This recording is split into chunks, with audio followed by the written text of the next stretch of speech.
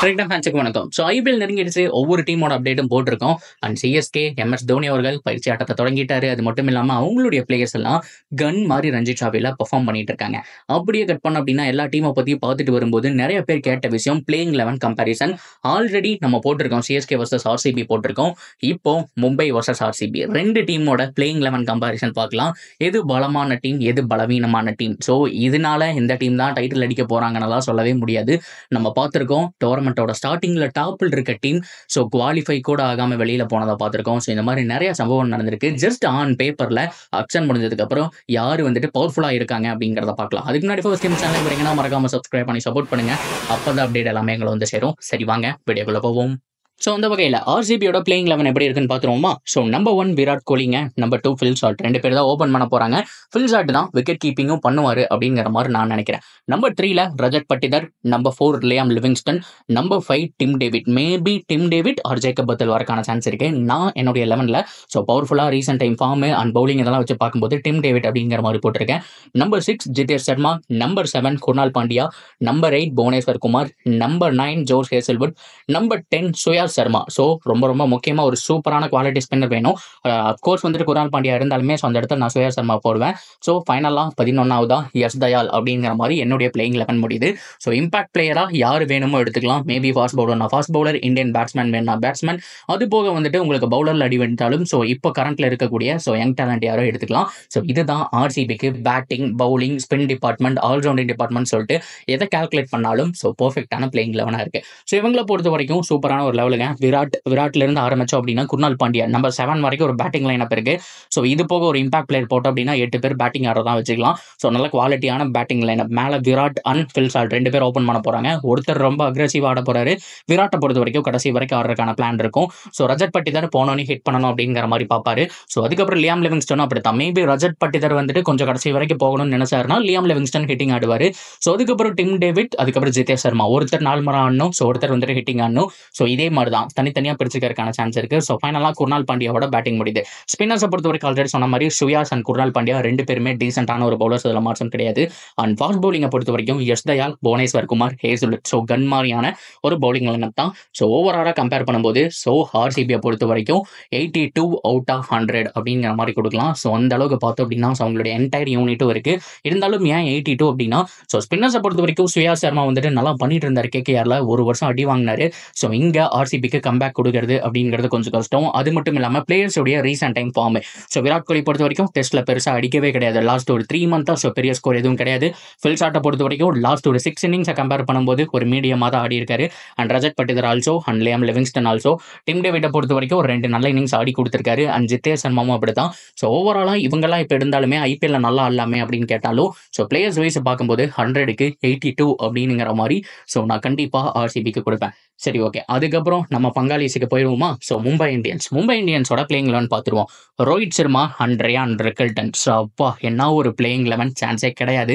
So Ryan ரெக்கில்டன் யாராவது இந்த south Africa T20 இந்த ஐஎல் T20 இதெல்லாம் ஃபாலோ பண்ணல அப்படின்னா பாருங்க, மனுஷன் பிரிச்சு வீசிட்டு இருக்காரு. அங்கேயும் மும்பை பேஸ் பண்ண டீமுக்காக ஆடிட்டு இருக்காரு. சரியான ஒரு அடிங்க, என்னமா அடிக்கிறாரு, கிளீன் ஹிட் எல்லாமே. ஸோ கண்டிப்பா ரியான் ரெக்கில்டன் எங்கேயோ போக போறாரு, அதுல மாற்றம் கிடையாது. ஸோ அதுக்கப்புறம் Will Jacks, Tilak Varma. So இவங்க ரெண்டு பேரும் மிடில் ஆர்டர்ல சொல்லவா வேணும். வில் ஜாக்ஸ் கிளிக் ஆனாலும் ஆகாட்டியும் பிரச்சனை கிடையாது. ஏன்னா திலக் வர்மா இருக்காரு. வில் ஜாக்ஸை பொறுத்த வரைக்கும் ரீசெண்ட் டைம் ஃபார்ம் நல்லா தாங்க இருக்கு. ஸோ ஒரு மேட்ச்ல 30, 50, 60 அப்புறம் தொடர்ந்து 2 மேட்ச் ஃபெயிலியர் ஆனது. அதுக்கப்புறம் கம்பேக் கொடுத்துட்டாரு. வில் ஜாக்ஸை பொறுத்த வரைக்கும் நல்லா பண்ணிட்டு இருக்காரு. அண்ட் சூரியகுமார் யாதவ் ஸோ அவரும் டீசெண்டா இருக்காரு.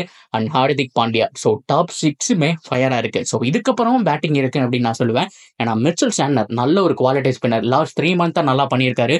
ஸோ கன்சிஸ்டண்டா பண்ணிட்டு இருக்காரு. ஃபீல்டிங் வைஸ் சரி, பவுலிங் வைஸும் சரி, பேட்டிங் வைஸும் சரி, எல்லாமே செமையா பண்ணியிருக்காருங்க. ஸோ மிச்சல் சாண்டனர் நான் சொல்லுவேன். அண்ட் தீபக் சகர் இவர் ஒருத்தர் தான் ஃபார்ம் அவுட். ஹோப்ஃபுல்லி கம்பேக் கொடுக்கணும் அப்படிங்கிற மாதிரி நினைப்போம். ஸோ நியூ பால்ல மேக்ஸிமம் இவர் கொடுத்து முடிச்சிருவாங்க அப்படிங்கிற மாதிரி நான் நினைக்கிறேன். அண்ட் பவுலிங் யூனிட்டை பொறுத்த வரைக்கும் எல்லாரும் பார்த்து பயப்படக்கூடிய ட்ரெண்ட் போல்ட் அண்ட் பும்ராவுடைய காம்போ இந்த இடத்துல இருக்கு. அண்ட் ஸ்பின்னரை பொறுத்த வரைக்கும் கரண் சர்மா இருக்காரு. இது போக இம்பாக்ட் பிளேயரா வேணும் அப்படின்னா நமன் தீர் அந்த இடத்துக்கு வர போறாரு. ஸோ ஓவராலா மும்பை இந்தியன்ஸோட ஸ்குவாடு கன்னு மாதிரி இருக்கு. நாட் ஓன்லி ஆர்சிபி, மற்ற எல்லா ஸ்குவாடை கம்பேர் பண்ணும்போதுமே ஸ்குவாட் வைஸ் பயங்கரமா இருக்காங்க. சரி, ஓகே. ரேட்டிங் போறதுக்கு முன்னாடி யாரெல்லாம் ஃபார்மில் இருக்காங்கன்னு பார்த்துருவோமா? ஆல்ரெடி சொன்ன மாதிரி ரோஹித் சர்மா ஃபார்ம் அவுட்டுங்க. ரியான் ரெக்கல்டன் செம்ம ஃபார்மில் இருக்காரு. ஸோ ரெட் ஹாட் ஃபார்ம்னு சொல்லுவாங்க இல்லையா? ஸோ அந்த மாதிரி இருக்காரு. ஸோ அதுக்கப்புறம் வில் ஜாக்ஸ் டீசென்டான ஃபார்ம். திலக் வர்மா நல்ல ஃபார்மில் இருக்காரு.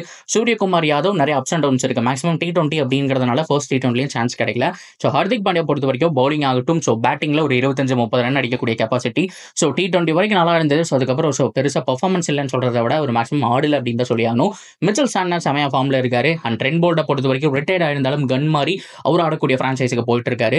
அண்ட் பும்ரா பொறுத்த வரைக்கும் சொல்லணும்னு அவசியம் கிடையாது. கரண் சர்மா டீசென்டான ஒரு பவுலர். ஸோ ஓவராலாக கம்பேர் பண்ணும்போது ஆர்சிபியை விட ஒரு 3.4 பாயிண்ட் அதிகமாக இருக்காங்க அப்படின்னு தான் நான் சொல்லுவேன். ஒரு 100 out of 86 அப்படிங்கிற மாதிரி நான் கொடுப்பேன். ஸோ இந்த ஸ்குவாடுக்கு கண்டிப்பாக 100க்கு 90+ மேலே தான் கொடுக்கணும்.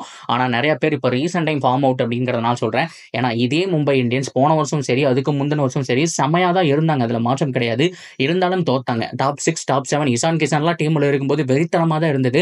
இருந்தாலும் அவங்க தோத்ததுக்கான ரீசன் என்ன அப்படின்னா பவுலிங் யூனிட்ல ஸோ பும்ரா மட்டும்தான் பெர்ஃபார்ம் பண்ணுறாரு, மற்றெல்லாம் யாரும் பெர்ஃபார்ம் பண்ணல அப்படிங்கிற மாதிரி அடி விழுந்தது. ஸோ பெருசாக அவங்க கிட்ட இருந்து எக்ஸ்பெக்ட் பண்ணது வரல.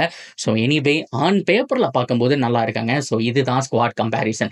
ஸோ இதனால ஆர்சிபி தோத்துருவாங்க, மும்பை இந்தியன்ஸ் ஜெயிச்சிருவாங்க, இல்லை மும்பை இந்தியன்ஸ் ஜெயிக்கவே மாட்டாங்க அவ்வளோதான் அப்படின்லாம் நான் சொல்ல வரல. ஸோ ஓவராலாக பிளேயிங் 11 கம்பேர் பண்ணும்போது இப்படி தான் இருக்கு. ஸோ மும்பை இந்தியன்ஸ் எனிவே ஸ்ட்ராங்காக இருக்காங்க. இந்த வருஷம் கப் அடிக்கிறாங்களா இல்லையாங்கிறத வெயிட் பண்ணி பார்க்கணும். ஆல்ரெடி நான் ஒரு எக்ஸாம்பிள் சொன்னேன் இல்லையா, ராஜஸ்தான் ராயல்ஸ். எத்தனை பேருக்கு ஞாபகம் இருக்குன்னு தெரியல. லாஸ்ட் 2 சீசனாக அந்த டீமை க்ளோஸ் வாட்ச் பண்ணியிருந்தீங்கன்னா தெரியும். ஃபர்ஸ்ட் 7 மேட்ச்ல 6 ஜெயிச்சிருக்காங்க, டாப் ஆஃப் த டேபிள் இருந்திருக்காங்க. ஆனால் செகண்ட் ஹாஃப்ல மீதி இருக்கக்கூடிய 7 மேட்ச்ல 6 தோத்துருக்காங்க. ஸோ லைனாக தோத்துட்டு வந்து ஸோ அவங்க கஷ்டப்பட்டு தான் பிளே ஆஃப் போக வேண்டிய ஒரு சுச்சுவேஷன்ல, இன்னொரு டீம் ஜெயிச்சாதான் போக வேண்டிய சுச்சுவேஷன்ல இருந்தாங்க. அப்பவும் அவங்களால போக முடியல. ஸோ லாஸ்ட் சீசன் எப்படியோ ஆர்சிபியை வந்துட்டு குவாலிஃபயர்ல அடிச்சாங்க. ஸோ அதுவே திக்கி திணறி தான் லாஸ்ட் டைம்ல உள்ள வந்தாங்க அப்படிங்கிற சொல்லி ஆகணும். ஸோ இந்த மாதிரி என்ன வேணாலும் நடக்கும். ஆன் பேப்பர்ல நம்ம ஜஸ்ட் இதுக்காக பார்க்க போறோம். நிறைய பேர் கம்பேரிசன் வீடியோ கேட்டிருந்ததுனால சிஎஸ்கே ஆர்சிபி போட்டாச்சு. நெக்ஸ்ட் இப்போ ஆர்சிபி மும்பை போட்டாச்சு. ஸோ அடுத்ததான் என்ன, பங்காளிக சண்டை தான். ஸோ நம்ம ரொம்ப ரொம்ப முக்கியமாக சூப்பர் மேட்ச் அப்படின்னு சொல்லக்கூடிய சிஎஸ்கே மும்பையோட வீடியோஸை பார்க்கலாம். ஸோ இதை பற்றின கருத்துக்கள் தாராளமாக கமெண்ட்ல சொல்லுங்க. அண்ட் தொடர்ந்து அப்படி இருக்கு சேனலோட இணைஞ்சிருங்க. மறக்காம சப்ஸ்கிரைப் பண்ணி சப்போர்ட் பண்ணுங்க.